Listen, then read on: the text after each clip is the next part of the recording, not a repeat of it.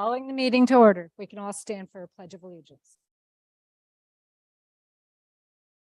I pledge allegiance to the flag of the United States of America and to the republic for which it stands, one nation, indivisible, with liberty and justice for all.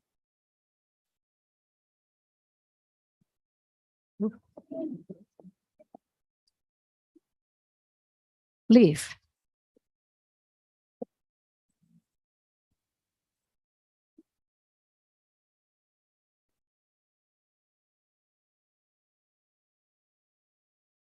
I confirm that a quorum is present. A quorum of members exists and remains because of the members present and by proxy. Further, I confirm paper notice was sent to all members of record. Thank you, Leaf. I'd like to entertain a motion from the floor to approve the agenda. Thank you. Do we have a second? Thank you very much. All right, we have a motion and a second to approve the agenda. Is there any discussion? All those in favor, please say aye. Aye.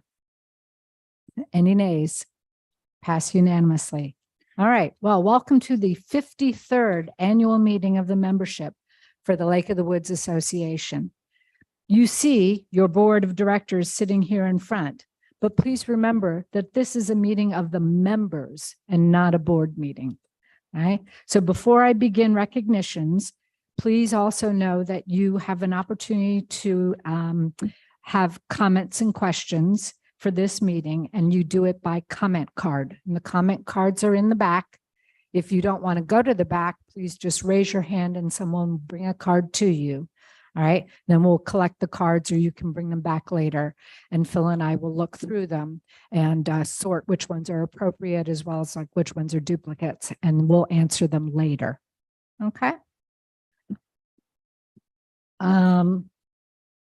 So now we're going to presentations and we're going to start. I'm going to bring this up here.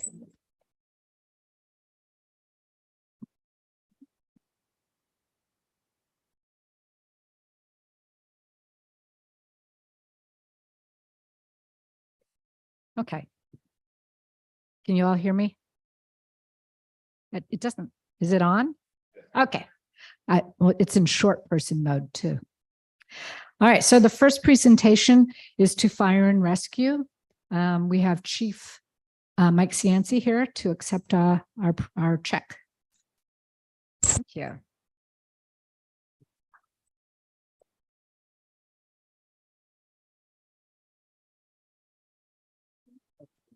Thank you very much. I think everyone knows how much the fire and rescue people do for us here at Lake of the Woods. So every year the association gives them a check to continue giving our appreciation as well as making sure that they have the funds necessary to continue to support us. Thank you.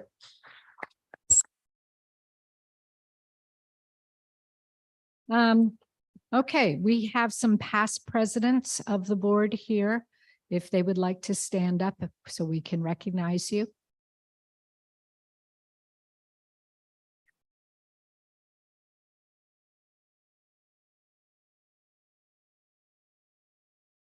Do you want me to say that? All right, so the people who stood up were Cliff Wilkes, Pete Brown. I didn't see Lee stand up. I saw Jeff stand up. Bob Shope was standing up. And I didn't see Mike. And Leighton's here. Oh, thank you, Leighton.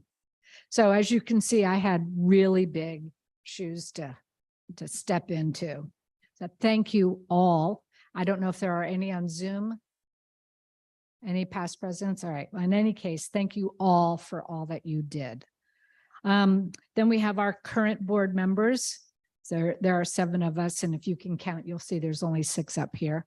That's because the 7th one is calling in from Zoom, even though he's on vacation. And that is Walt Dirks calling in from, I believe, Alaska. So thank you, Walt, for taking some time from your vacation. And thank you to all the board members for all of their support during this past year. We also have committee chairs who are here. So anyone who is a current committee chair, if you would like to stand up. so we can all thank you. So I see. So thank you all. Again, that's a volunteer job and it takes a lot of time, but they are key. The committees are key to the board being able to do its job. They're the ones who come up with the ideas, the suggestions, they do the legwork. A lot of them are experts in whatever area that committee is in. So we really appreciate them. And I would have to say that one of my favorite jobs was when I was vice president, because then you're responsible for the committees and get to work with them, and they're the bread and butter. So thank you. Okay. Now you get to listen to me talk more. So everyone, if you haven't figured out yet, my name is Terry Vickery, and I'm the president of the Lake of the Woods Association. So on behalf of the board of directors and the general manager, I welcome you to this year's annual members meeting. Today, we will honor some fellow members who have been nominated by other members for their service. The general manager will present his annual report to us, and we will announce the results of our board elections. But first, I'm just going to make a few brief remarks.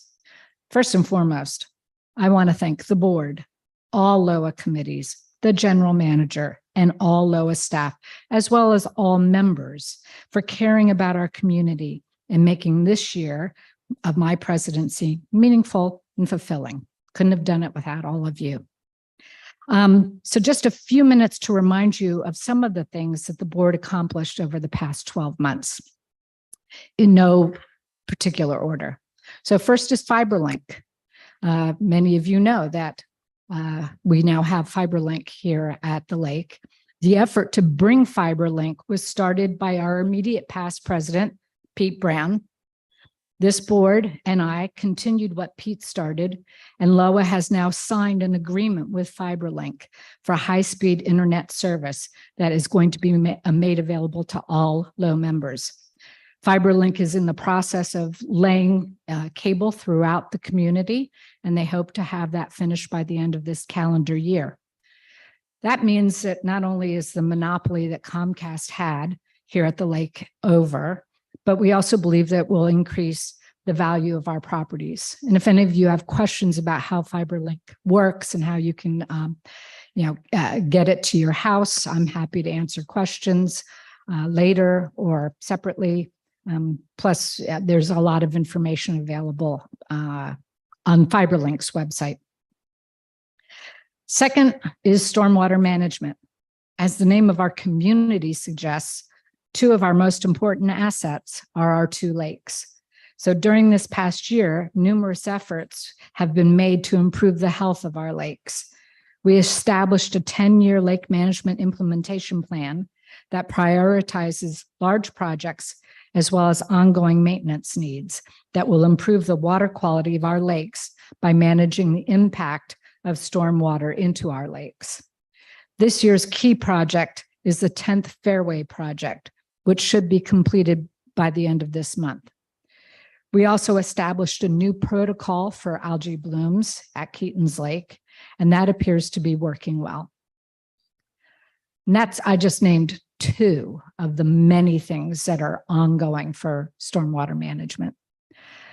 Another thing that we feel we've accomplished is looking at congestion at the main gate. We hired AMT to analyze traffic flows at the main gate, and they concluded that the primary cause of congestion is in the visitors lane. We established a working group. They hosted a town hall. They established a way for members to provide input via email. And then they presented to the board their recommendations. And essentially the recommendation is to create a second visitors lane at the main gate. So the board currently is assessing financing options and waiting for AMT to deliver their 30% design with a cost estimate. So I expect that the new board will probably continue this effort. Another thing that we accomplished is about wake surfing and wake enhancing devices. Members have complained about the wakes from wake surfing and wake enhancing devices for quite some time. 3 years ago, when I got on the board, we established that as a goal to look into it. And we created a working group to look at viable solutions. That working group recommended a centerline course, which was implemented about 2 years ago. However, after 1 year of usage, many members complained that it wasn't working, or it wasn't having the positive impact that we had hoped it would have. So this year, the board hired AMT to help analyze the problem. They held a town hall. They received and assessed comments from members, including videos. And then AMT submitted a report to the board with their recommendations. The board, after careful consideration, decided to ban wake surfing and the use of wake enhancing devices and features. And then we amended Regulation 10 accordingly. The last one that I want to mention is the clubhouse facelift project, which is ongoing. We all know that we do routine repair and replacement here at the lake. It's an ongoing effort. But instead of doing that at the clubhouse, fixing one little thing 1 year and another thing another year, we decided to, instead of doing it piecemeal, we decided to move all of those scheduled items that were scheduled over, let's say, a 4 or 5 year period into 1 year, so we could do what we considered to be a complete refresh, which is why we call it a facelift of the clubhouse. This effort is being spearheaded by LOA and the general manager through Ryan Richardson, who's our director of food and beverage. And the clubhouse committee and the communications committee are greatly involved. Funds have already been budgeted for this, and we expect to be doing the work in the month of January. So be on the lookout, because hopefully we will have a huge reopening of a more modern, welcoming clubhouse sometime in February. So those are just a few of the board's accomplishments this year. And each one was done with the assistance of the general manager and his team, as well as numerous members of our community who volunteered their time and energy. And so to all, I extend my deep gratitude. And now it's Phil's turn to talk.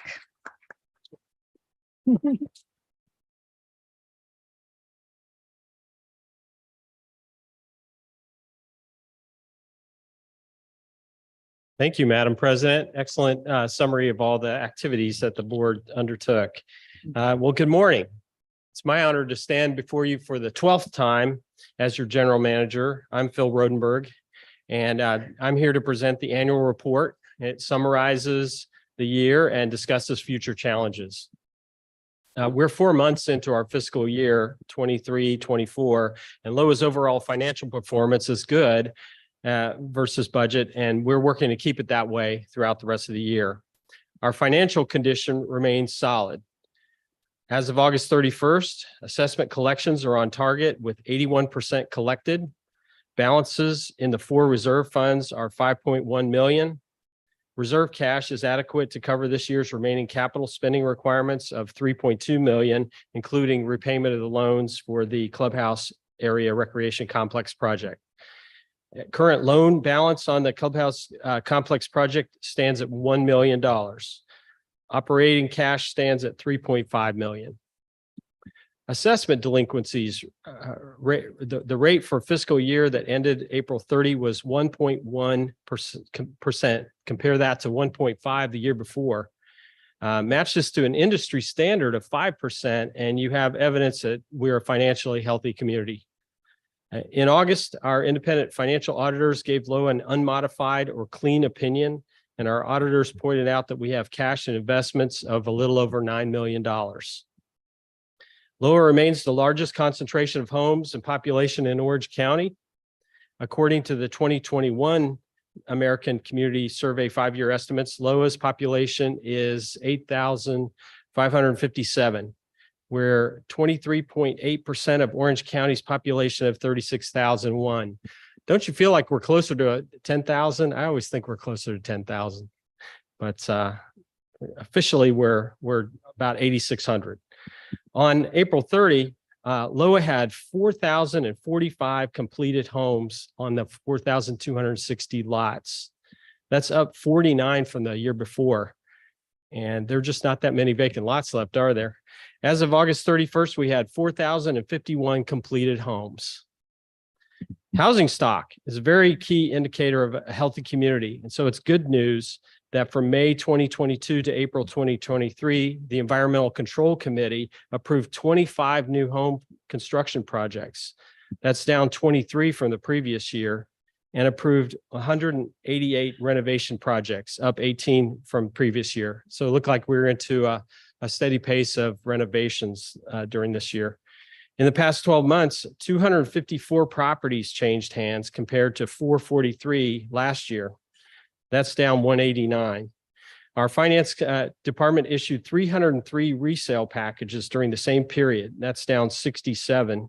Approximately 6% of the homes in LOA turned over. And so the big picture is we have over 300 newcomers in our community that need to figure out how we do things here in the community. The board of directors and management spent significant effort on the 5 stated goals. 3 of the 5 are completed and 2 goals are substantially complete. The board approved and supported actions that implemented lakes, health, and stormwater management projects, mitigated adverse wake impacts on the main lake, identified and developed revenue sources to address changing future financial needs, implemented plans to address congestion at the main gate, and continued automation enhancements.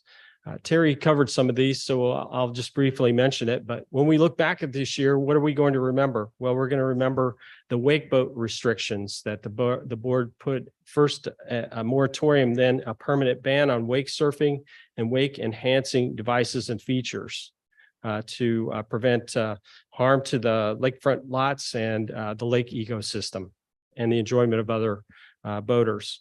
FiberLink was a big step that was started with the previous board and has continued through. We're also working with FiberLink to build a network so that LOA can have better connectivity for our cameras, access control, and points of sale. For example, a better network would allow us to use a member to use a card to open the door here at the community center, or at the pickleball courts, or at the RV boat storage. So all those things are coming, we hope, in early 2024.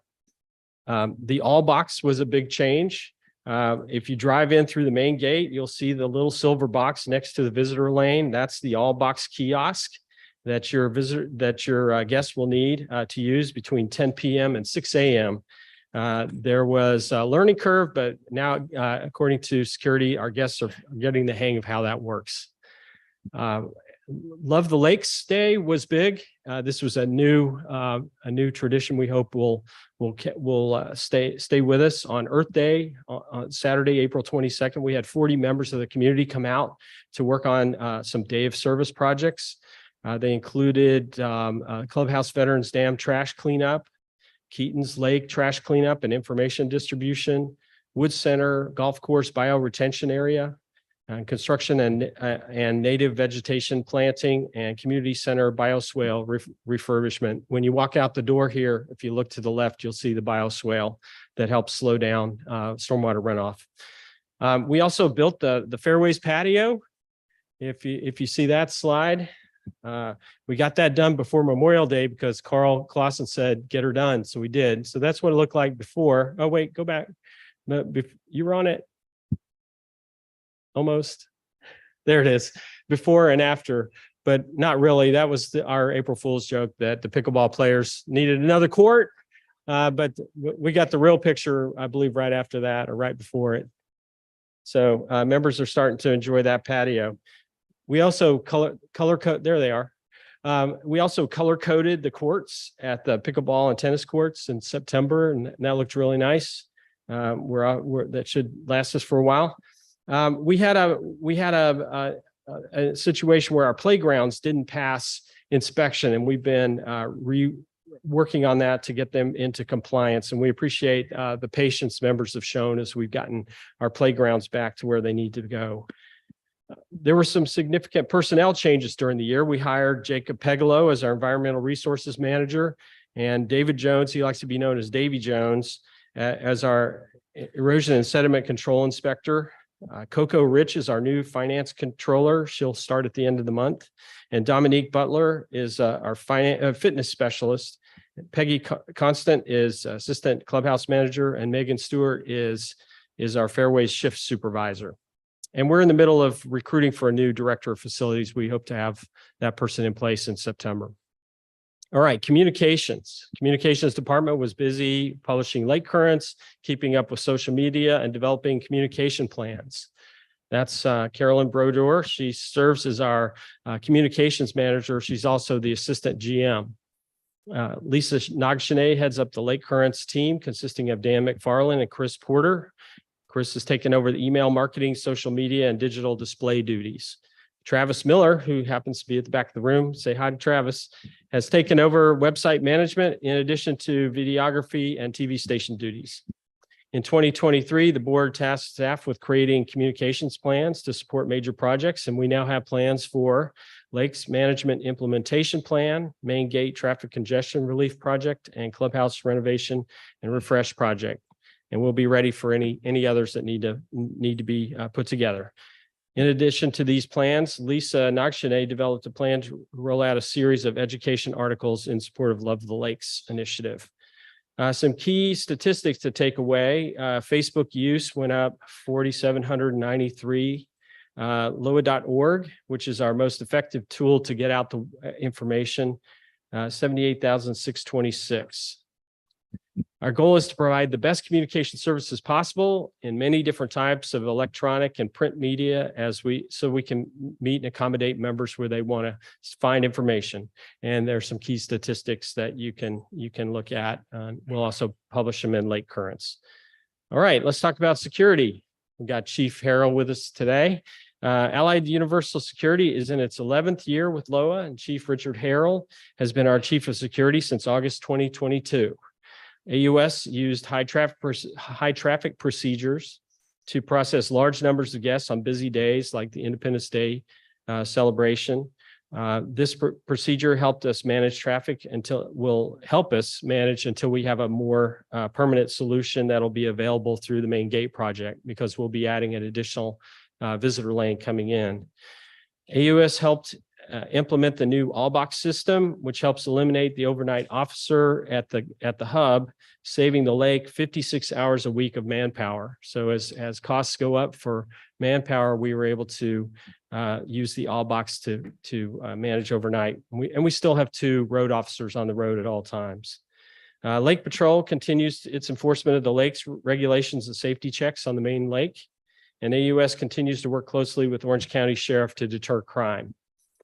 Challenges ahead include encouraging use of tech control, continued education of all-box procedures, and hiring and training new access control officers. AUS is still in the process of putting up new and rotating speed sign indicators to help educate speed limits in the community. And last but importantly, the security contract is up for renewal this year. And so we will recompete it this fall. We'll be surveying members. So I'll be asking you how you think we're doing as far as security goes. And we'll be sending out a request for proposal to AUS and to other security companies. Finance Department. Finance Department is Charlie Manival. Charlie's back in the accounting room with our elections chair right now, helping us out. This includes the accounting and member services area. And so many of you come and see us at the Holcomb Building and Member Services, and that's Charlie's staff. They continue to support growth and changes in the community and improve several business processes. We had heavy property owner transfers, member renewals and support, payment processing, and amenity registration activities. I talked about all those newcomers. They got to figure out how we do business around here, get barcodes, get their member cards, figure out how we vote, et cetera.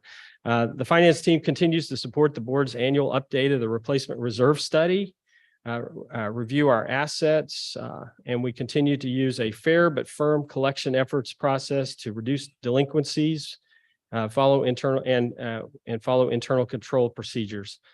Business system improvements this year included cashless system at both pools.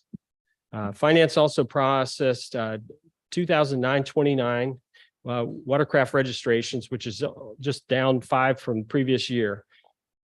Of those, 1,066 were powered, which is down 2 from previous year, and 1,863 non-powered, which is down 3 from previous year. As part of the Wake Boat Initiative, we also started collecting information about watercraft weight, length, and hull shapes in case the board wants to look at any other regulations related to watercraft in the future. Challenges include keeping assessment delinquencies under 2%, which we nailed it this year, managing the budget and minimizing cash handling, developing staff, and expanding automation and improving member and amenity reporting. Because I know the committees love to see those numbers. The board loves to see what our participation has been and what things cost. We will work with members who've fallen behind with their assessment payments to get on a payment plan and avoid additional fees and potential collection costs. All right, maintenance department. Takes great pride in maintaining the roads, parks, and buildings and lakes. The buildings department maintains 73 buildings. The department completed construction projects at Edgemont Beach, installing porta potty shelters, plus installing electric at the upper barn, run-in sheds at the stables. Buildings oversaw contractor work, the replacement of the clubhouse kitchen HVAC. Staff also completed weekly and monthly cycle and performed preventative maintenance on 31 HVAC units. Aren't you glad this one's working here today? Whew. Okay. In addition, the buildings was responsible for the demolition of the old salt and sand shed. So we did that in-house. Buildings is finishing parking and drainage improvements at the Shoesmith equipment storage lot. All right, that's just one department within maintenance. The grounds department maintains over 200 acres of LOA common areas, including beauty spots at parks, buildings, and entryways. And the department works with the Garden Club on Arbor Day and clubhouse projects, and the Dog Club on maintaining the Happy Tales Dog Park. The roads department maintains 41 miles of roadways and 80 miles of roadside ditches. Roads was ready to use the new salt and sand shed we had built, and then it just didn't snow. So we're ready next year. We got the new one, and it'll help us have more efficient operations. Our capital projects manager oversaw the milling and repaving of another section of Lakeview Parkway out by Constitution Boulevard, as well as the cart paths on holes 16, 17, and 18 on the golf course. And we certainly ask the neighbors of holes 1, 2, and 3 for a little bit of patience. It looks like we're going to need to bid that project in the spring. We want to combine it with 3 other holes so we can get a better pricing for that in the spring. All right, a little bit about environmental work. This is the year of the lakes in the eyes of many here at Lake of the Woods. New additions to the staff include Environmental Resources Manager Jacob Peglow and Erosion and Sediment Control Inspector Davy Jones. There's Jacob. And let's see. In March 2023, as Terry mentioned, the board adopted a 10-year lakes management and implementation plan, and it follows from a study that we had done by A. Morton Thomas and Associates, the Lakes and Stormwater report that they did. The 10th Fairway Project, as it's got a longer name, Stormwater Management, Downstream Drainage Improvement, and Green Replacement Project, is a notable project for stormwater management. It should be completed in September. If you've taken a peek down Green Street, you can see that area is really starting to green up. It's coming along. Not only does this project serve to protect Keaton's Lake from stormwater runoff and excess nutrients, but it also helps numerous members who live adjacent to the whole green who struggle from managing water around their homes. Not to mention its beautiful redesigned golf hole and pond for the community to enjoy. And in case you were wondering, no, we will not be stocking that pond for fishing. When you see it, it's a very large pond. It's an 1.5 acres, so it's a little bit smaller than the front entrance pond. Unfortunately, we had to delay the Patrick Henry Court drainage project to fall 2024 to ensure those plans and meet the requirements of the Virginia Department of Environmental Quality. The improvements we will be making between Patrick Henry and the small marina will benefit residents with better stormwater facilities. One other thing that Jacob was able to get done during this year is he constructed and implemented a harmful algal bloom response protocol, HABs. That's very meaningful to the Keaton's Lake residents who know that we've been battling the blue-green algae blooms for the last few years. And this protocol initiated a comprehensive testing regimen to study the bloom occurrences, set proactive thresholds for water treatment that find a balance and find that balance between maintaining public health and water quality and setting comprehensive advisory guidelines. In May and June, ENS Inspector Davy Jones headed up an effort to hire BZ Excavating to replace 6 critically failing crossover culvert pipes throughout the Lake of the Woods. And that's essentially to keep all the systems running properly. The new pipes are the high density plastic, which should last longer than the previous corrugated metal pipes and be easier to clean and maintain. And the department has already begun identifying culverts for our next spring. Through April 30, dredging operations, always an interest to those on the main lake, removed 2,698 cubic yards of sediment this past year, with the highlight of spending long-term in the Turtle Island area, removing over half of the yearly total in this location alone. Since moving away from Turtle Island, the dredging operations have been focused on high priority areas and finding creative means to reach areas that have historically been unreachable. Culp's Cove being the most notable, which gave several members access to their docks and improved their quality of life. Currently, the dredge operations is working on Harper's Ferry Mail Station and tackling another unreachable area, that of Fisherman's Point, with our clam truck. Challenges ahead, we've got to keep implementing that HAB protocol and continue to or figure out how to deal with the mandatory water restrictions that we've just been put under by RSA. All right, community operations. There we go. There's Kimberly Toon, and she is leading her staff that includes Daniela Campfield and newest addition, Stephanie Wheeler. Stephanie's in the back today. And they've had an eventful summer. They've been supporting Pools and Community Activities Committee with the events such as Arts and Crafts Camp, Pirates and Mermaids, and Soggy Doggy Swim. Soggy Doggy Swim's coming up next weekend. Last year, the community operations team hosted several events, including Chris Kindle Mart in December. We had 40 vendors there. We had the first annual community open market in June with 56 vendors. We also held S'mores Night in April and had over 50 families enjoying the evening at the campground. And again, this year, Brownie Troop 469 assisted with that activity. All right. Did you all get to see the fireworks this year? The 2023 Independence Day celebration was a great success. And with the short rainfall stopping in time for a beautiful sunset and our spectacular fireworks. So we hope you had a chance to enjoy that. The community center, man, this is a busy place. We have over 40 clubs meeting here, 20 committees and private party rentals going on all year round. Someone, when they walked in, said, "Can you tell me where this club is meeting?" And I said, "Well, it's probably not today unless they're getting an award, but there's always a meeting going on here."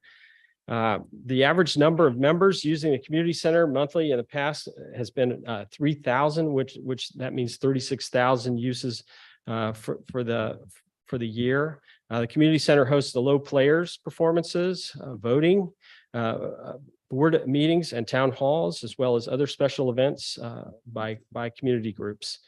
Let's talk about the fitness center.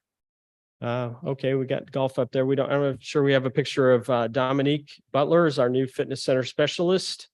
And our membership at the fitness center is now 759 members as of mid-August, and that's up 30 compared to previous year. And we have new instructors teaching a variety of classes, offering all sorts of good schedules. And our newest class offering is being centered around kickboxing and athletic conditioning. There is truly something for everyone, from chair exercise to various forms of yoga to personal trainers, and even a nutritionist available to low members for a small nominal fee by the independent instructors. Join us at the Fitness Center Open House on September 30th. Okay, pools. Both pools open on Memorial Weekend with our pool contractor Winkler Pool heading it up, providing lifeguards and maintenance services. The ever popular water aerobics classes were on Mondays, Wednesdays, and Fridays. We purchased pool chairs this year, and Sweetbriar Pool received a fresh white coat before the pool season began. Our pool attendance began slow this year due to the early seasonal rain and days of wildfire smoke, but ended strong. As of August 28, we had accommodated over 8,600 visitors, and that's about 40% of the households. Clubhouse pool concessions have been strong this year, and they exceeded the $30,000 budget amount. Challenges for the year include finding space for everybody to meet, and also looking at possible expansion of pool hours with our pool vendor and updating some of our electronic equipment. Okay, golf maintenance. Our golf maintenance contractor is IGM, and it's been so since 2005. And our regional manager is Tyler Minnemeyer. And Tyler has been filling in for the superintendent who left the job recently. So maybe some of you all have seen Tyler around. And he and his crew have been keeping the golf course in excellent condition. They worked on turf at the 5th fairway and helped us resolve some drainage issues at the 9th green, to name just a few. They also cleared out quite a bit of brush around the different holes to help with the air movement that's healthy for the grass.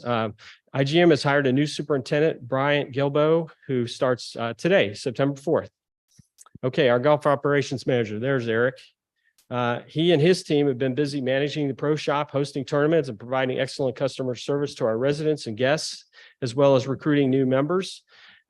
We were named Best of the Burg again this time, so that was great to see. That's the 3rd time we've won that award. Local total golf revenue was almost 660,000, well above the budget. And we had 22,300 rounds played, which is up 300 rounds. So that's a good, healthy sign for our golf course. Annual golf memberships were 192, which is down 16. And pro shop sales and overall improved condition of the golf course made a difference in increasing our revenue.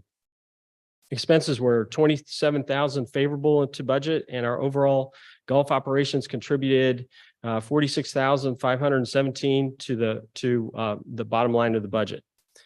Challenges ahead: working with the new IGM superintendent, purchase and find a home for the golf simulator, possibly in the pro shop, and add value to current golf memberships to retain and obtain new golf members.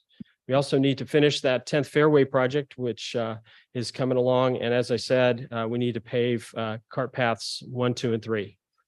All right, at fairways. There's Ryan Richardson. He's our food and beverage director.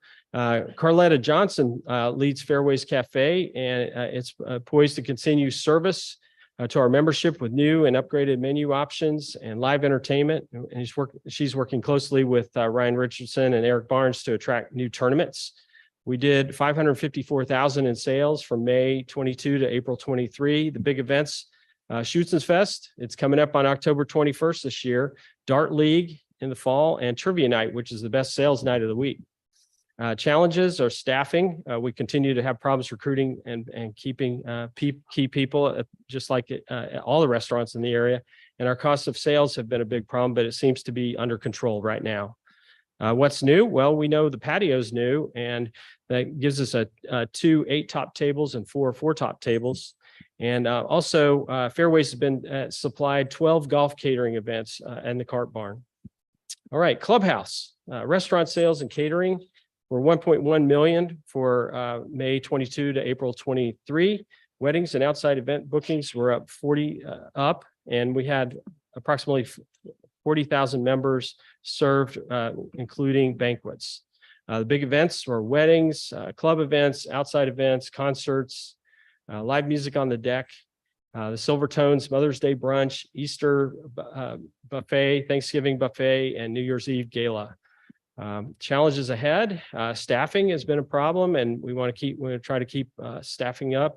And the big renovation project that Terry mentioned is coming up, and we've chosen the paint and the furniture, and we're getting ready to go with that and get that project underway in January and get it reopened again. And as you said, we'll celebrate it at that time. All right, let's talk about the Equestrian Center. And by the way, when we talk about horses, we're getting toward the end. Appreciate your patience. Manager Bridget Hudgens, there she is, with Assistant Manager Sarah Stark, and the Equestrian Center's staff care for 10 equines. Why did I say equines? You'll know here in a second. The Equestrian Center is home to 6 Loa lesson horses: Patton, Prescott, Ivy, Gus, Pesto, and Fancy. 2 boarded horses and 1 mule. So Gunner, Demo, and Trace, the mule, and one staff-owned horse, Cloud 9. Gus and Pesto are the newest faces. I think we got a picture of them. Advance. There's Sarah, and there's some cute kids riding. I think I got Gus and there we go. That's Pesto and Gus. They're our new guys. Not all low employees have 2 legs. Some of them have 4. And so they joined the association in February and both enjoyed Pony Camp this summer. They were key part of that. The Equestrian Center Committee partnered with Flow again this year to successfully fund the Riding Lessons Scholarship Program. This program provided lessons for 5 riders last fall and 1 rider this spring. This summer, we had 38 families participate in Pony Camp. More pairs of siblings than last summer, which is good. And 2023 horse show season is on track to finish with a profit margin of at least $2,200. There were 2,898 visitors and participants at the Equestrian Center from May until April. So sometimes members ask, well, what about the Equestrian Center? How many members do we have participate there? There were almost 2,898 visitors and participants. All right, some thanks. Thanks to the board of directors and to all the good work and partnerships that we've had this year. Congratulations to Terry Vickery and Carl Clausen. Hi, Carl, down there on the end, for their successful terms of service. We appreciate each of you and your significant contribution to time and talent. Thank you also to the management team and Ops Center managers who helped make this year a success. Carolyn Broder, our assistant GM, Charlie Manivel, finance director, Karen Mollard, human resources manager, Jacob Pegalo, environmental resources manager, Hunter Spencer, capital projects manager, Tracy Johnson, facilities manager, Eric Barnes, golf manager, Kimberly Toon, community operations manager, Bridget Hutchins, equestrian center manager, Ryan Richardson, food and beverage director, Lisa Nagshane, Lake Currents editor, Lori Trocchio, executive assistant to the GM, Richard Harrell, our chief of security, Allied Universal, Tyler Minnemeyer, regional manager, IGM. And thank you to you, the members, for all the helpful feedback that you give us on operations and of your association. It's your community. Just give us some feedback and we'll take it into consideration as we go along. Thank you for your kind attention, and don't forget those comment cards if you'd like to say something. Appreciate it. Thank you.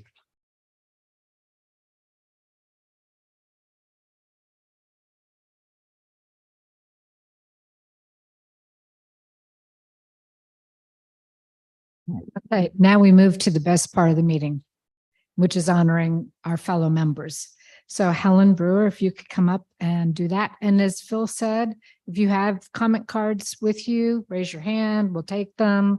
Because Phil and I, while Helen and her team are giving out awards, Phil and I are going to look at the cards and think about answers. Okay? Helen. Thank you, Terry. Good morning to all of you.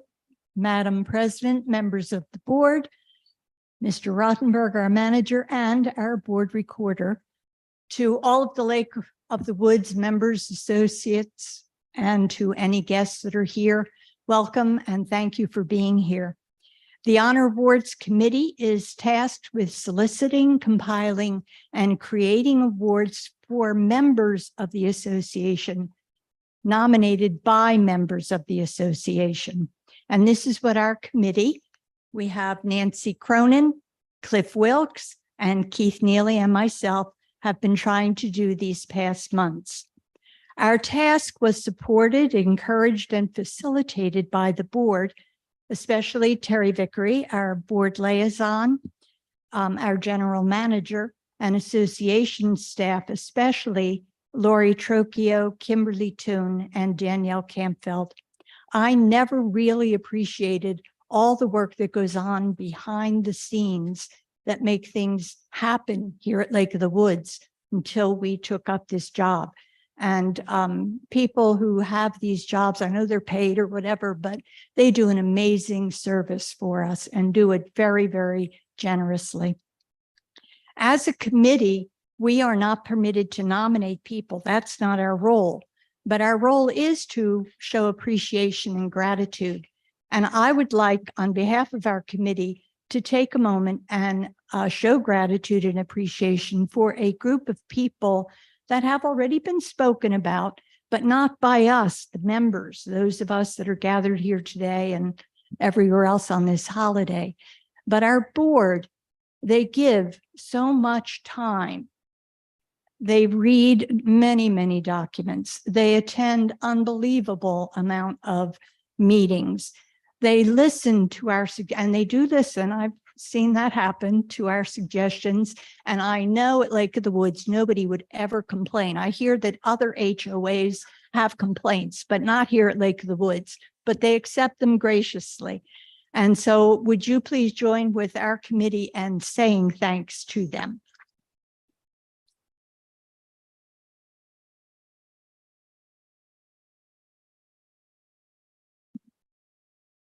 The awards presented today are given for a variety of reasons. There are 6 categories that we will present. The Outstanding Service Award recognizes those who have gone above and beyond what is normally expected of a volunteer. We have many, many volunteers here at Lake of the Woods, many of you, but these are people that have exceeded the normal contributions. They contribute selflessly to the general welfare and quality of life here at LOA. The Community Service Group Award recognizes a club or organization that has also provided some special service or has had a marked impact on Lake of the Woods or the surrounding community. The Outstanding Youth Award recognizes the contributions of a young person who has contributed time, talent, enthusiasm, and leadership to other youths in an exceptionally generous way. The Distinguished Service Award recognizes someone who has undertaken a specific task for the betterment of LOA members and enriched them through hard work and dedication. We also have an unusual, an unusual and special award today that will recognize how curiosity can lead to kindness and heroism. We don't have a regular award for that. It's special just for today. And then the final category is the Warren J. Lodge Award. It's named for the general manager of the association from 1980 to 1992. He was known for his contributions to the Lake of the Woods community, but also for establishing a positive reputation for our community in Orange County and surrounding areas.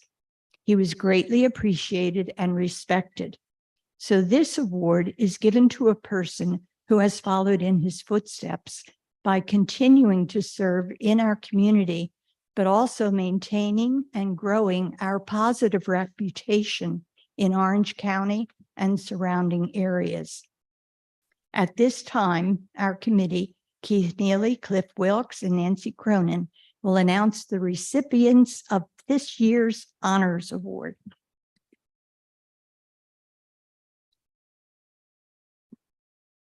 Good morning.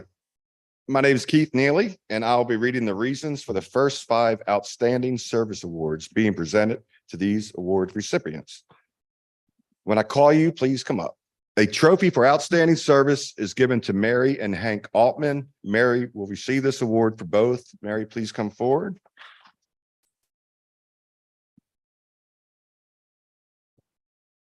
Hank and Mary have actively supported our community since 1989 through 2019 and embraced life at Low by volunteering their time and their talents.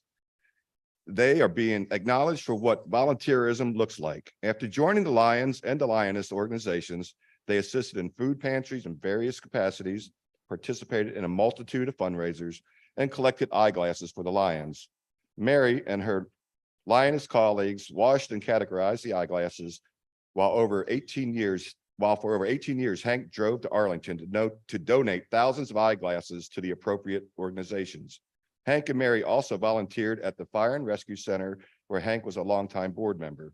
Duties included a multiple of fundraising activities such as writing the history of fire and rescue, which took a great deal of time and research.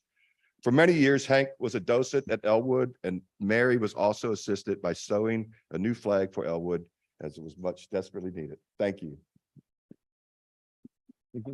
Thank you very much.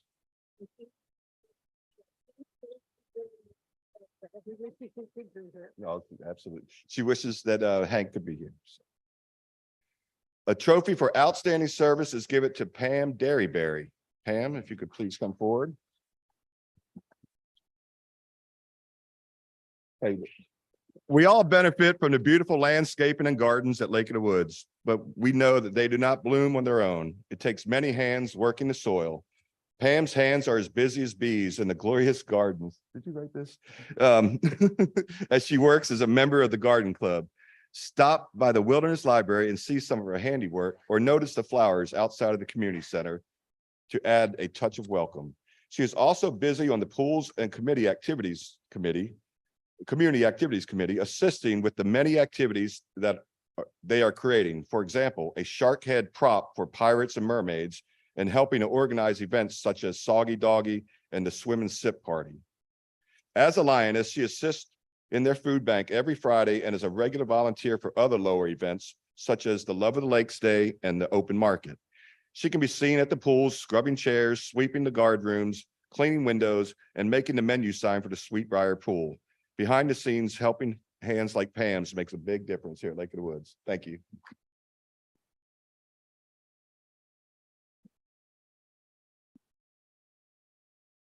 A trophy for outstanding service is given to Allie Fielding. He is traveling today, so Jack Simons will accept the award for Allie. Jack, please come forward.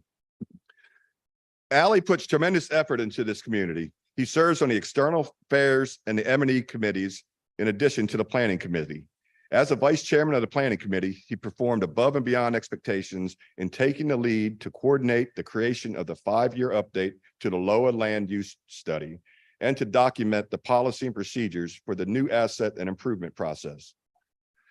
For the land use study, Allie converted the Orange County Geographical Information System, GIS, database into a format that is usable in the study, as well as by the LOA management to track the usage of the property within Lake of the Woods via the tax records. In addition, he coordinated input from all LOA and amenity committees to update the state of their amenity card and the future and desires of the amenity. This resulted in a 388-page document that was accepted by the board in January 2023. Allie also took the lead in documenting and providing improvement to the existing new asset and improvement process, which led to the formal policy and procedure that was adopted by the board this past June. Allie is to be commended for this work that is above and beyond what's expected of a volunteer capacity. Thanks, Jack, for accepting it.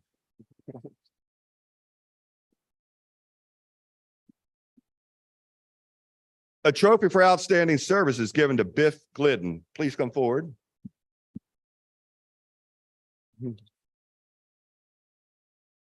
Biff is a quiet man, but his work ethic and hours of volunteering his time speaks volumes. Biff Glidden is a very skillful sound engineer who supports LOA, Lake of the Woods players, and Lake of the Woods Church by procuring, setting up, and optimizing complex sound equipment for the church services, the Lake of the Woods plays, and the LOA board meetings. The players' initial attempts at singing events at the clubhouse were troubled by poor sound quality, static, and volume issues until Biff here worked his magic. When there were issues with the sound quality at board meetings, Biff met the challenge and worked long and hard to fix without compensation. He is also responsible for the beautiful sound quality of the choir at the Lake of the Woods Church. In June, he took hours to set up the entire sound equipment for the Lake of the Woods Theater Camp so the campers could learn about it as well as use it for their performances. Biff always answers the call to help. Congratulations and thanks, man.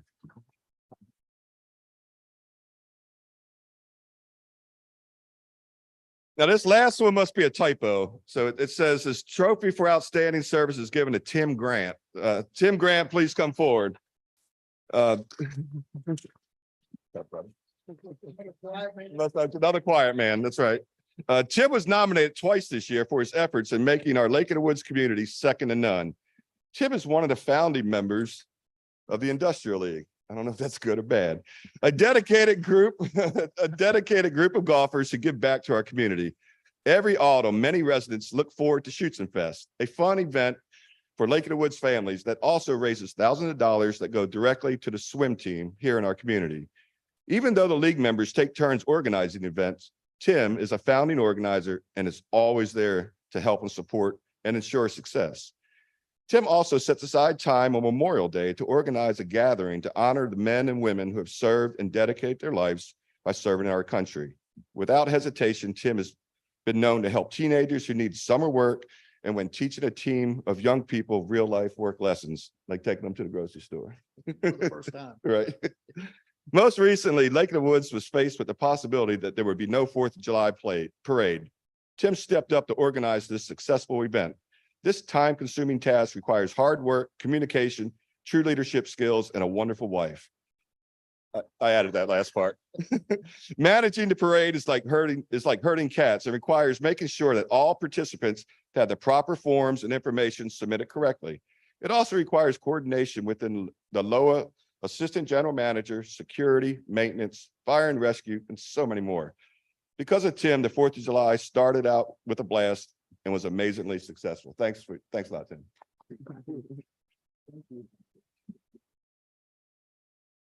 Up next is Cliff Wilkes.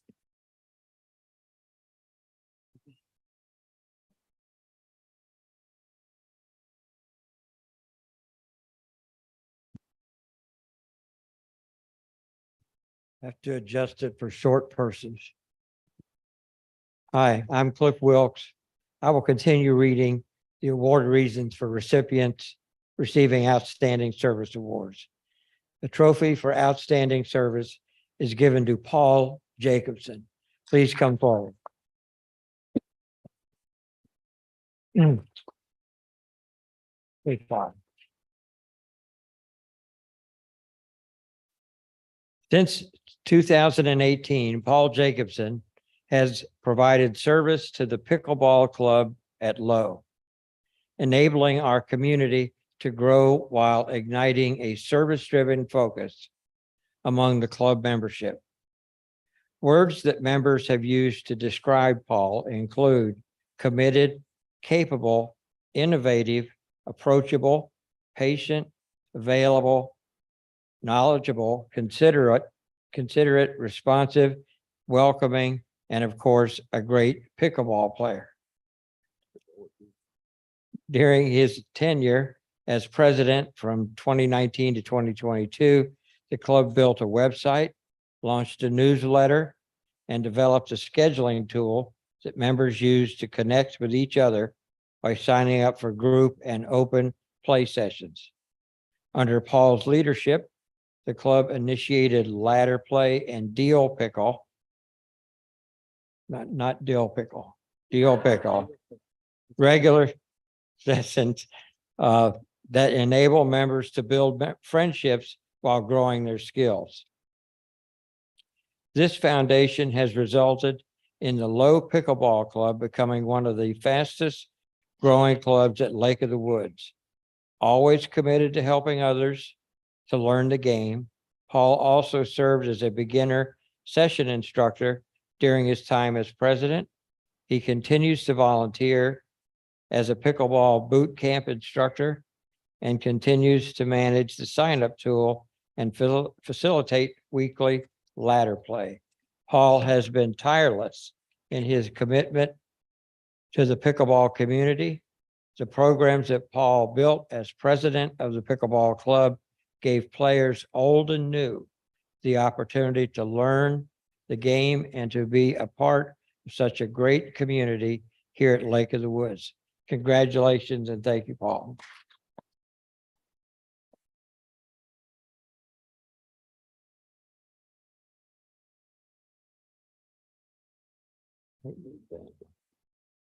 A trophy for outstanding service is given to Gene McClellan. Please come forward.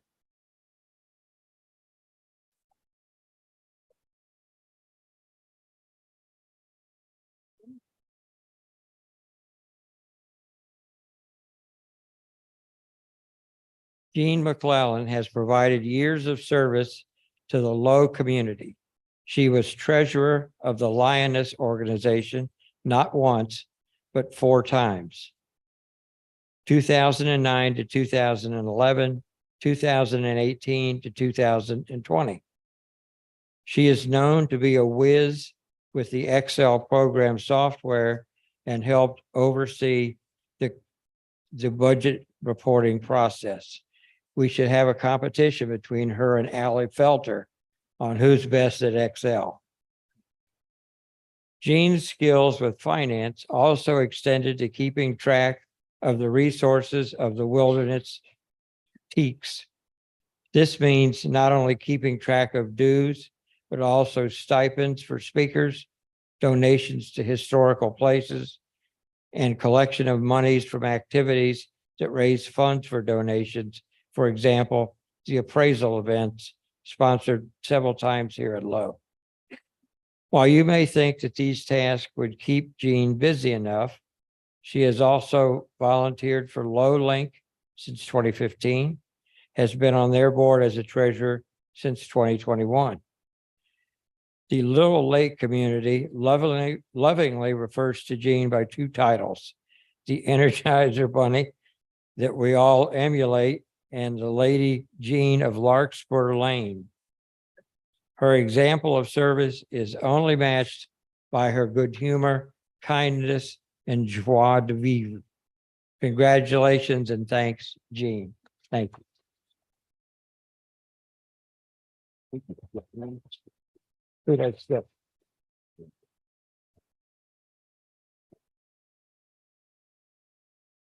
Thank you. It's good to have people that let you know when you skip somebody. Completely unintentional. A trophy for outstanding service is given to Renee McGinnis. Please come forward.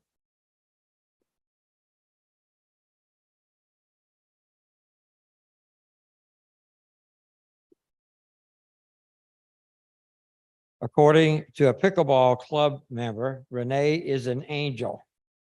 Renee has demonstrated outstanding service to Low community as the founder and chief champion of a pickleball class for special needs individuals, and as a pickleball beginners instructor. Renee's faithful service since 2017, leading the special needs weekly sessions, has generated a close-knit group where players of all skill levels help and cheer for each other and look forward to playing each week. The time that Renee dedicates is invaluable, providing meaningful social and recreational opportunities to those who may otherwise be isolated in their community. Renee organizes other pickleball club volunteers to help with special needs group, and they are rewarded with countless heartwarming smiles. These volunteers rave about Renee's patience and commitment. Since 2018, Renee has volunteered as the beginner's instructor for weekly pickleball sessions, and she has served a full term on the pickleball club board. In addition to being an inspiration to the club, Renee's service has been instrumental in setting the tone and culture for this increasingly popular amenity. Congratulations and thank you.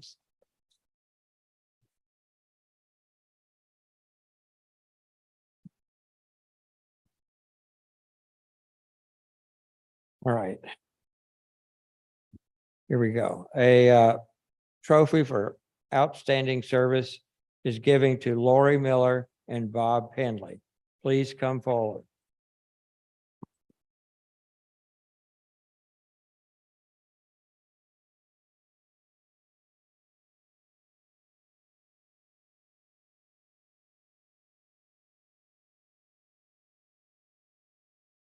Okay, where you can run free with the wind in your fur, chase a ball, and wag your tail in delight.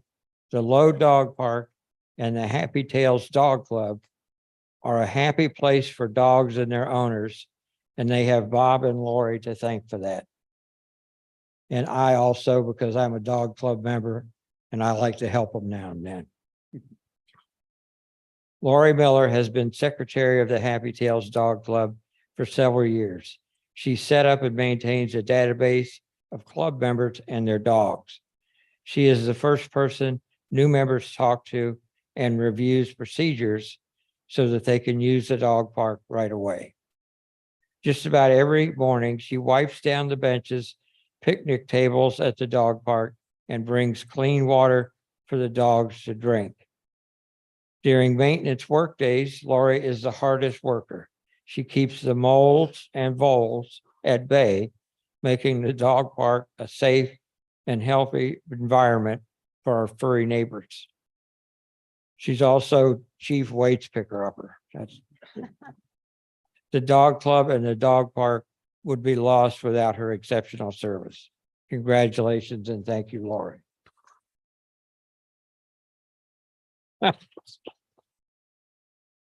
The dog park and the club are an invaluable addition to low amenities in no small part because of Bob.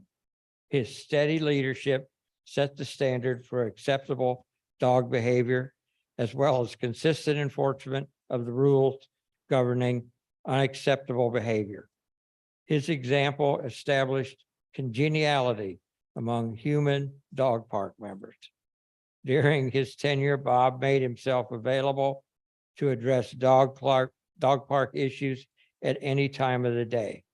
He organized the membership for maintenance workdays and facilitated structural dog park improvements such as the shade structures and the underlayment at the entrance to reduce mud. Bob has kept our furry friends safe and happy. Congratulations, Bob.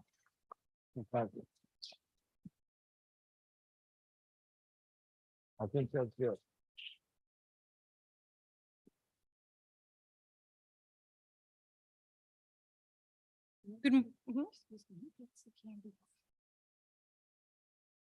Good morning. My name is Nancy Cronin, and I'll be reading the reasons for several specialty awards that will be presented. So the trophy for the Outstanding Youth Award will be given to Leighton Carter. Would you please come forward?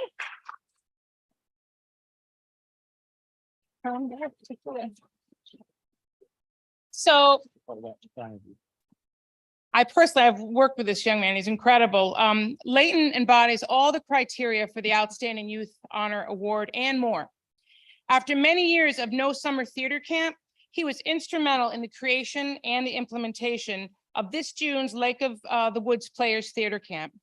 The camp would not have been as successful as it was without Leighton's vision, organization, and follow-through. He volunteered his time before, during, and after the camp.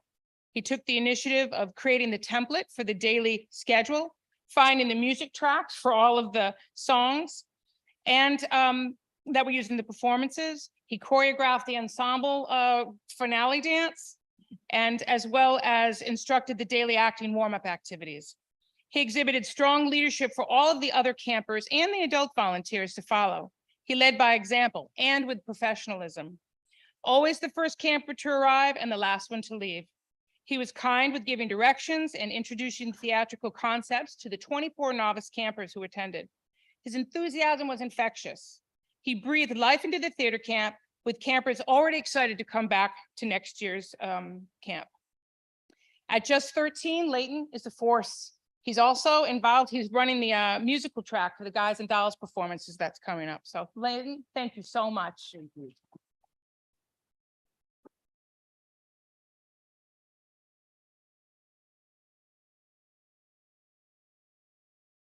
The trophy for the Distinguished Service Award is given to John Dodds. Would you please come forward?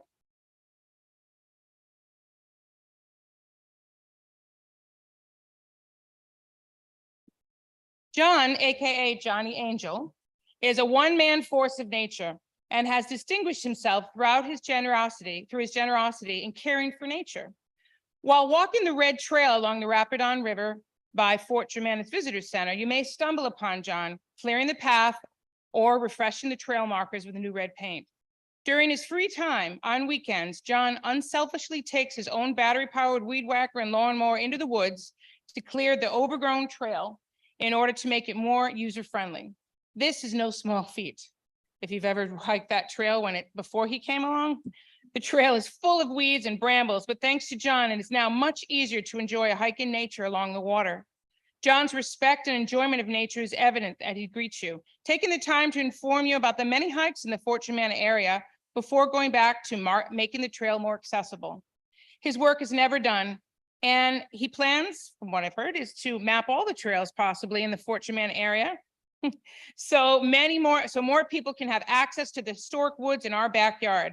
Many LOW members walk these paths and benefit from John's dedication. Congratulations and thank you very much.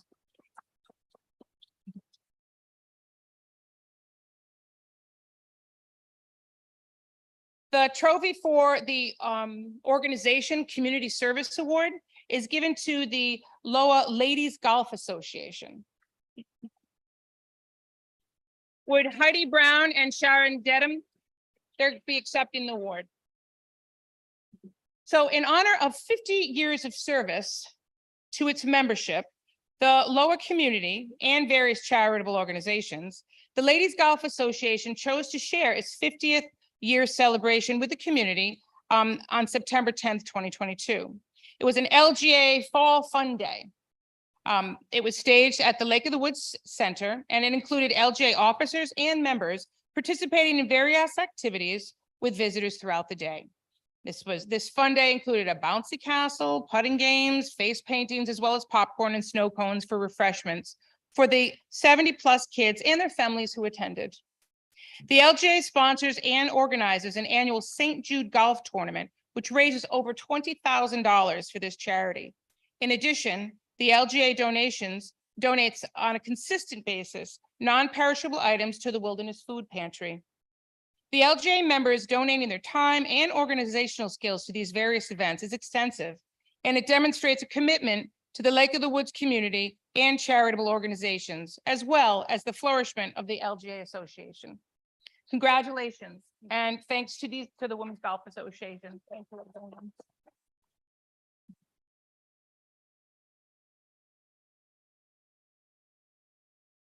Now, this next award is unusual and in a class by itself. The award name will be given after the description. They say that dogs are man's best friend, but in this case, they're also heroes.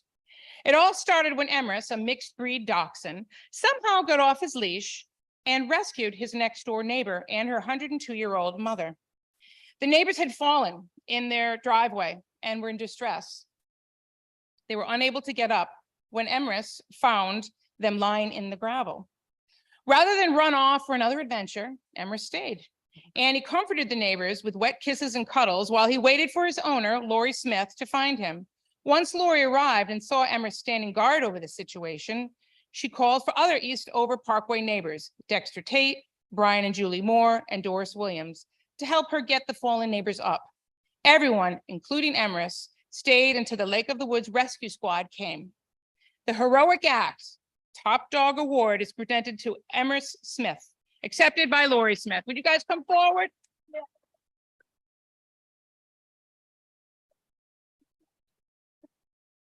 Oh,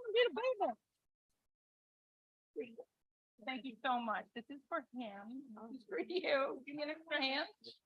Can you carry it all? Thank you. Thank you so much. Oh, super dog.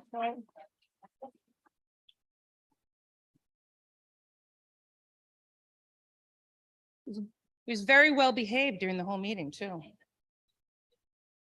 The final award is the Warren J. Lodge Award for Excellence. This is an award given to an individual who has excelled in promoting local community interests and has significantly enhanced the image of the Lake of the Woods in Orange County and surrounding areas. This year, the trophy is given to Nikki Buell. Would you please come forward?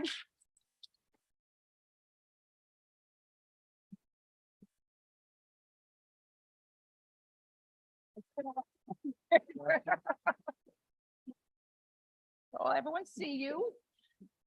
You're welcome. Nikki is known for always willing to help.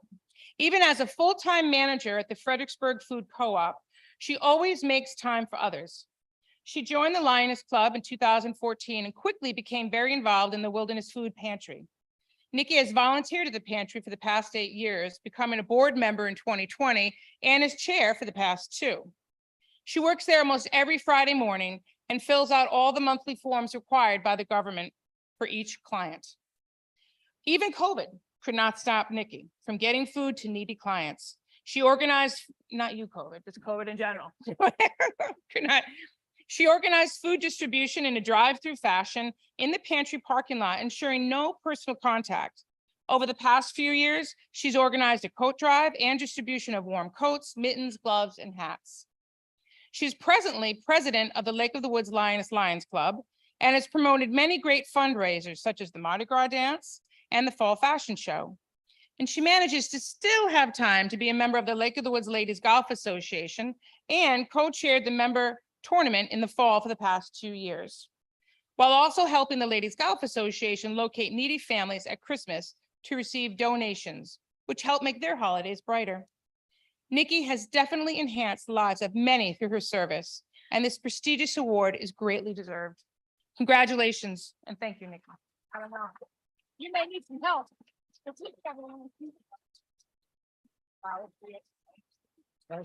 Thank you.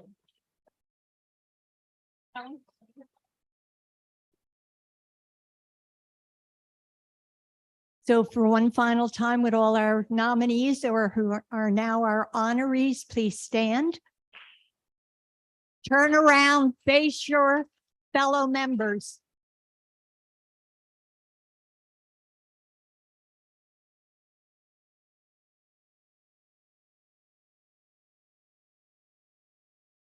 So in closing, I'd like to thank you all for being here today to honor so many of our very fine neighbors. I know myself, I am very, very impressed and motivated by the hard work, dedication, selfless generosity of these individuals. And I hope that happens in your lives too. And I know many of you are very active volunteers. And maybe one of these days you'll be up here, or you know people that could be honored and you would be happy to nominate them for next year. That would be wonderful. I would also like to thank those that did nominate, because it does take some time to do so. So the following individuals: Donalda Lovelace, Bill Derryberry, John and Cindy Miller, Anne Luray on behalf of the Happy Tales dog community, Kimberly Toon, Phyllis Sokol, Elizabeth Cronin, Charles Brewer, Alan Priester, Ralph Debnam, Rosie Bilyeu on behalf of the Pickleball Lake of the Woods Association, Dave Schubert, Tim Grant, and Ted Cronin. Thank you to all of those individuals. I'd like to thank Carrie Neely, who provided all of the baking and buying and presenting of the food for the reception this morning. Charles Brewer for taking pictures that will be in Lake Current, so look for those. And all of you again for being here, and hopefully some of you will like to join our committee next year. We need new members, so you're welcome to become a part of us. So thank you all very much. Thank you.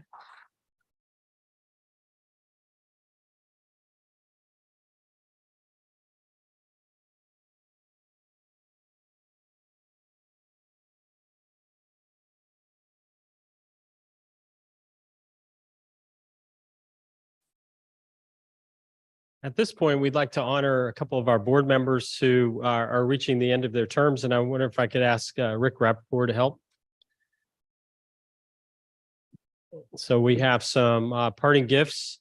And should we start with Carl? Sure. Carl Clausen, would you please come up? We have a gift for you.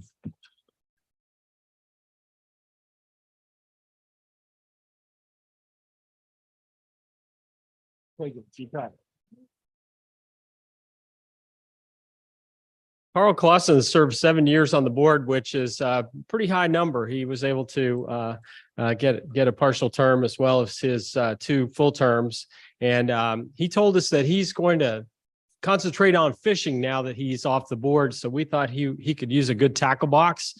And Jacob Pegalo, our fish whisperer, our lakes manager, said that these things are foolproof. They're not pretty, but they will catch fish. So there you go. There you go, Carl. Thank you.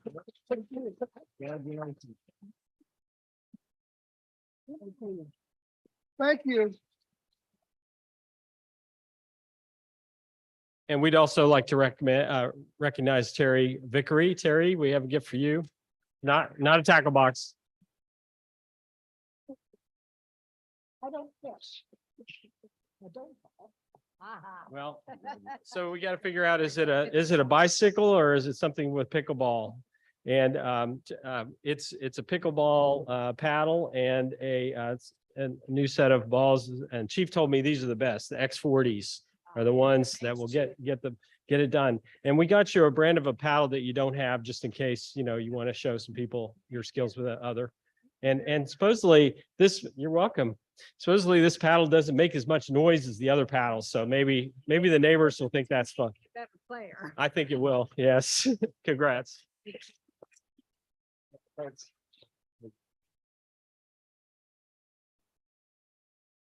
I just want to say on behalf of the entire board, we're going to miss both of you. It's been a pleasure working with you all these years, and the insights, the wisdom, and just the energy you bring is going to be large shoes to fill. So congratulations to you both. I know you're looking forward to all that free time, and we look forward to seeing you out there. Thank you.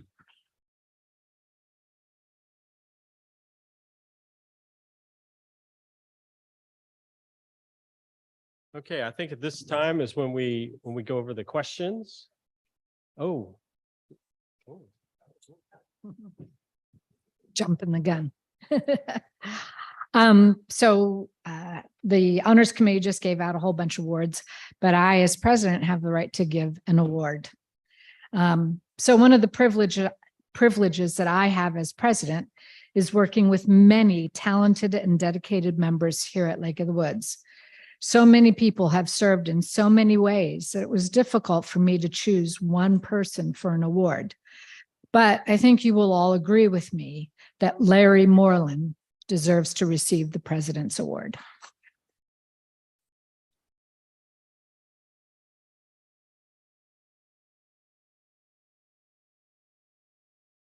Larry moved to Lake of the Woods with his wife after retiring from a distinguished career in education, public administration, and fundraising. He jumped into the volunteer pool shortly after moving here. He started his low service career on the Safety and Security Committee and the Communications Committee. He then served on the LOA board from October 2014 to January 2018, including as president from September of 2016 to January of 2018. After that, he returned to serving on the Safety and Security Committee, and he is currently a member of the working group that is assessing the congestion at the main gate and developing a solution and helping that to get implemented. But what most of us probably know Larry best for is Neighborhood Watch, where he was the coordinator for over 7 years over 2 terms. Our Neighborhood Watch program is registered with the National Sheriff's Association.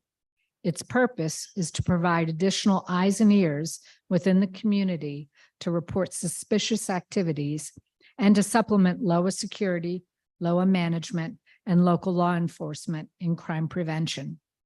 Over his years as a Neighborhood Watch coordinator, Larry worked hard to have a block captain in every LOA section, and he expanded participation to over 1,700 members. As coordinator, Larry worked closely with Neighborhood Watch block captains, the LOA general manager, our security chief and his team, and the Orange County Sheriff and his deputies.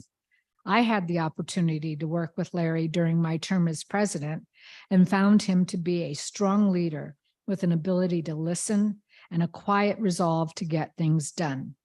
I wish he were here to accept this award, but once again, he is volunteering, this time by babysitting his grandkids.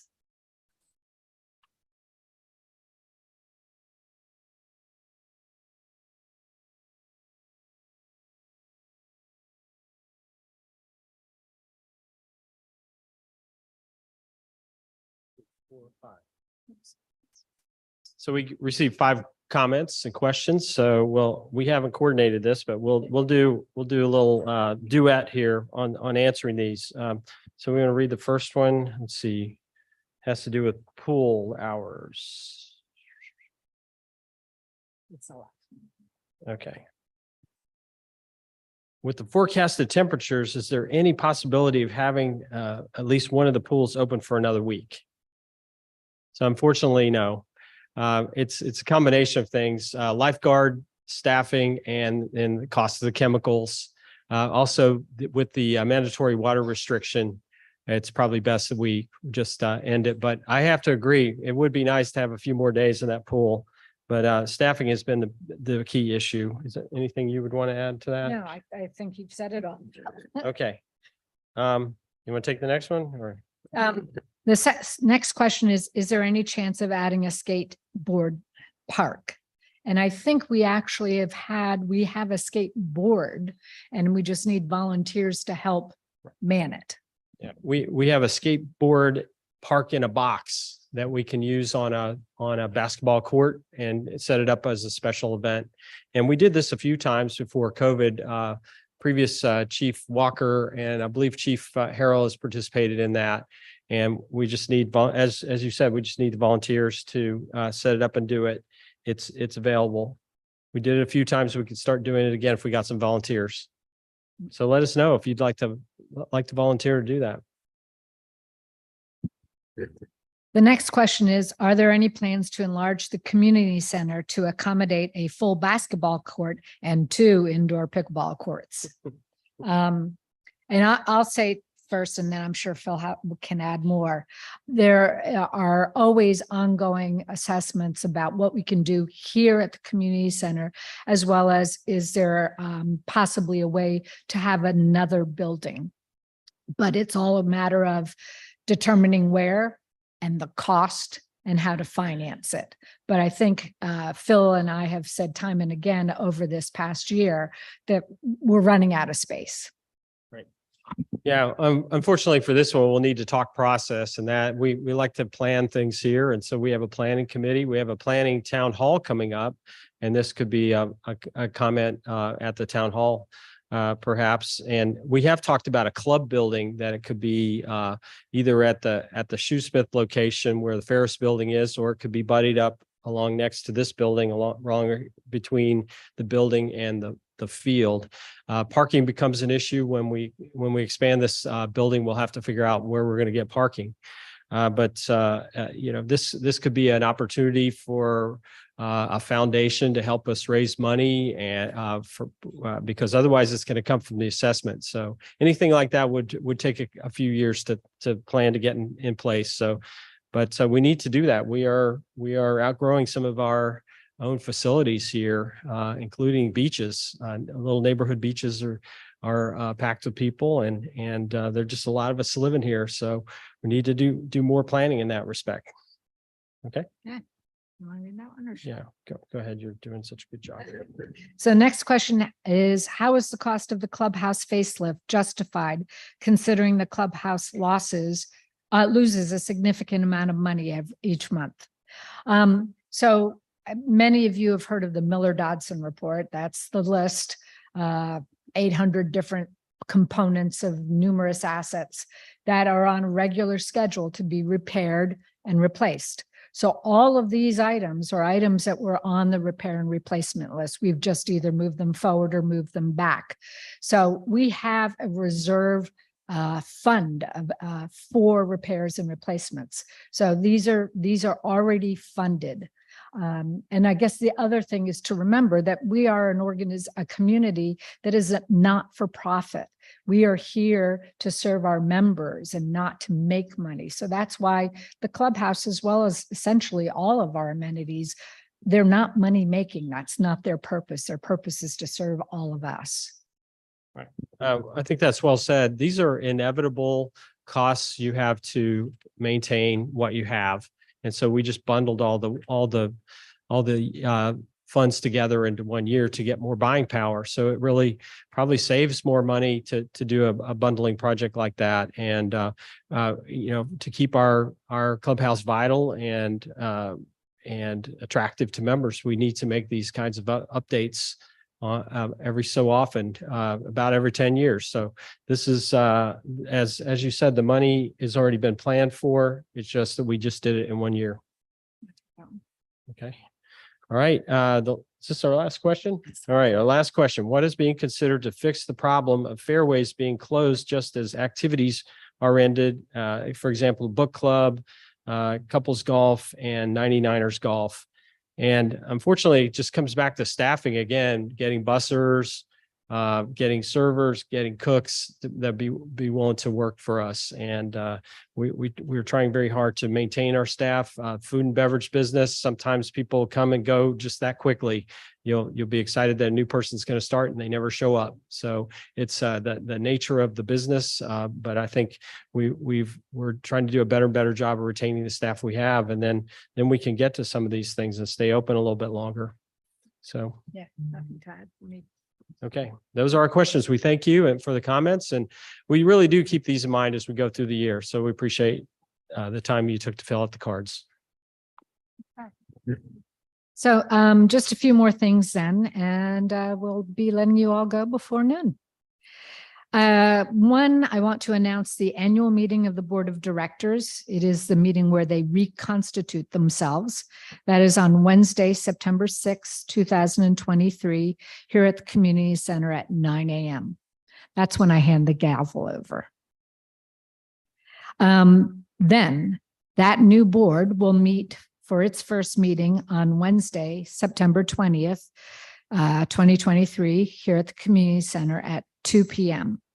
They will also have a retreat, so that will be done in 3 components. So we will have special meetings of the board for the purpose of a retreat on Tuesday, September 26th and Wednesday, September 27th at 9 a.m., probably going through 5 p.m. And then on Thursday, September 28th, 2023, at the clubhouse at 12, going to about 5. So I think now we can go to, let me just get the numbers.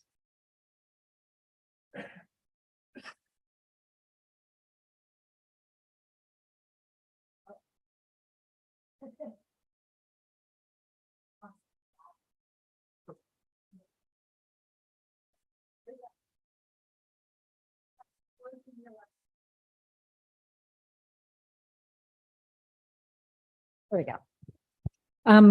So I have just gavelled the close of our voting for the election of directors. And I will tell you that we received total weighted ballots cast of 1,056.5. And keeping in mind that the 0.5 is because some people own more than one lot. Some people share lots. So that's how it gets weighted. There were 31 members who voted who are not in good standing, so those votes didn't count.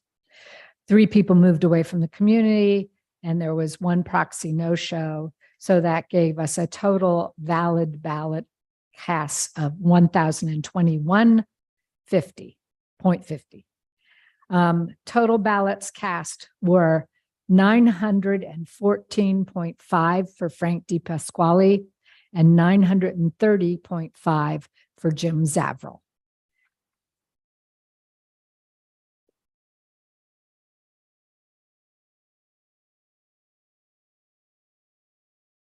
So congratulations, gentlemen. And I think with that, I would take a motion to adjourn.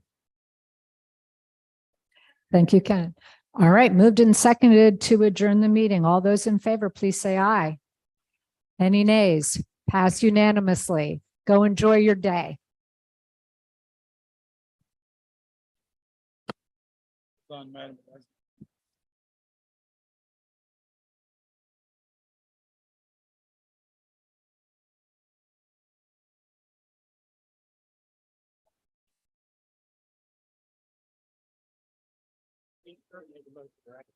That was Ken Buell, Ken Buell, Nikki's husband.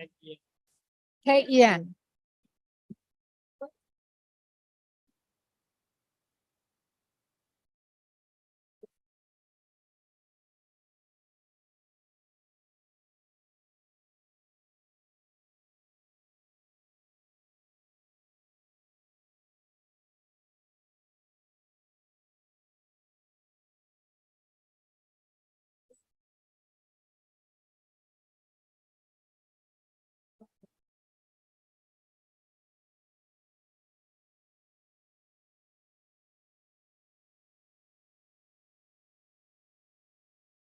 Thank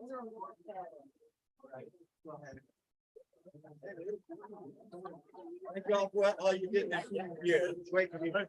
Y'all did a lot of work.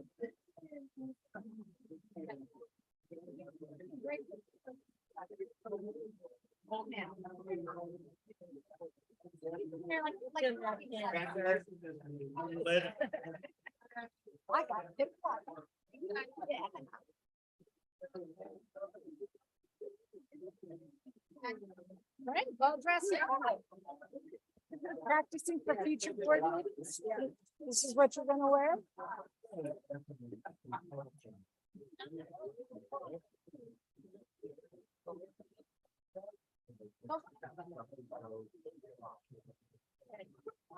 Congratulations.